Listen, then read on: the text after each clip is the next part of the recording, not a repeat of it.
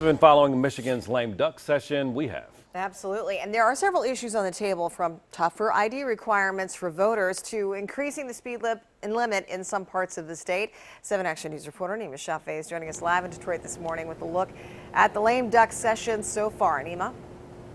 Yeah, you know, during this lame duck session where Michigan legislators are getting ready to leave, those that are that have not were not voted back into office are leaving. Then before the new ones start in January, I'll tell you, this is a big time, and it's also a time where a lot of people are watching those bills that have been tabled for a while, including the voter ID registration bill, and that is, of course, where right now it includes the legislation on voter IDs where those without an ID actually sign an affidavit before voting. Well, under this new bill, they can still vote, but now would have to visit their local clerk's office within 10 days following the election to make sure their ballot is counted, at which time they'd have to provide a photo ID or sign a second affidavit saying they can't get one. Democrats this morning say Republicans are suppressing the vote. Republicans say it's protecting the credibility of the electoral process.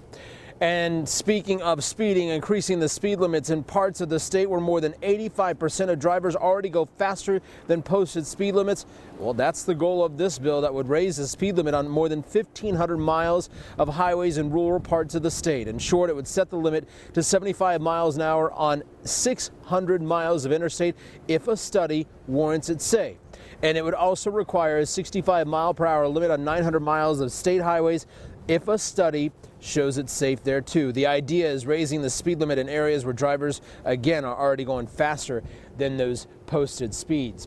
Coming up at 5:30, we'll also have more about an incentive package that was to help real estate developers with large-scale projects. We'll also talk about where things stand with our own big-time real estate developer, Dan Gilbert. I'll see you right back here in about 30 minutes. We're live this morning. I'm Nima Shafee, 7 Action News.